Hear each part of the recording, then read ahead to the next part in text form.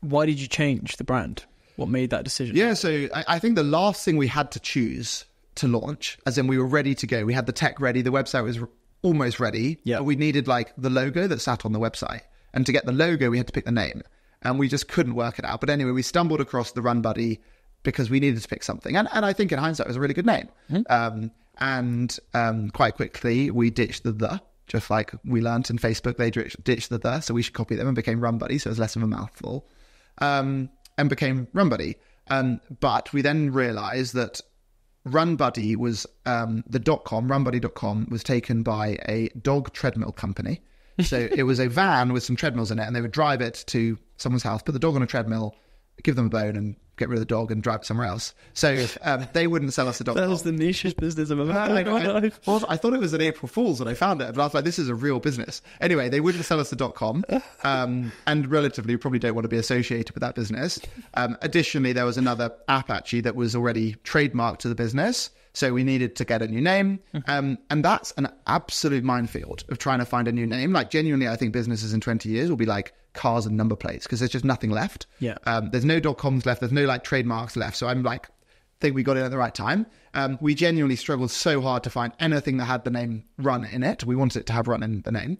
And anyway, luckily stumbled on Runner after like a month or two of like pulling our hairs out, trying to find something. And it worked relatively well. We knew we could get the trademark because there was no brand out there of anything similar to Runner. But we couldn't get the .com. The .com was owned by some random person somewhere who had bought hundreds and thousands of websites in the earliest days of the website, probably for like a penny. Yeah. And had listed runner.com on his website for 50k. And I think he owns shopping.com. He owns unbelievable generic names, some of which are still out there. So go and look for them and buy them up and whatever. But anyway, listed it for 50k. And we're a tiny business at this point. Yeah. Like the most we've ever spent on a thing would have been like 2k. And we probably didn't have 50k in the bank account. Yeah. Almost certainly didn't. But we knew we needed to rebrand. So we decided to go for Runner anyway, knowing that we'd get the trademark. We got join.runner and we got get.runner and runner.fit.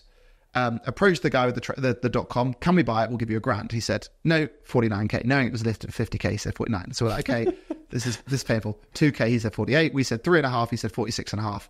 And then we said 5k final offer. He said final offer 45k. So we left him alone.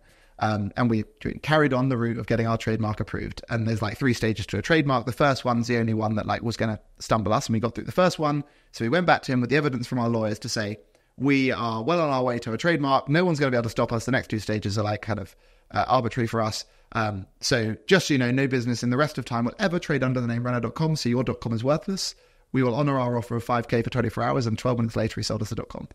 Anyway, so that's what gave us runner.com. That is an amazing story. So, we were able to rebrand as Runner and never really looked back since. Got the trademark approved around the world, and we're now Runner. And I think it's been a very perfect name in hindsight. Like we genuinely stumbled on it, not knowing what to go for. And I think what's so lovely about it is that we can say everyone's a runner.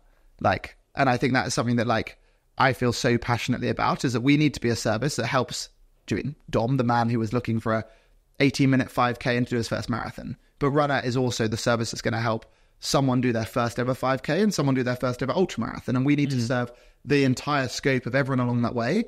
And relatively, we're a service that does cater for a lot of that, but there's so much more we can do to keep making it more accessible and be the opposite of those fitness businesses that I think are built wrong. Yeah.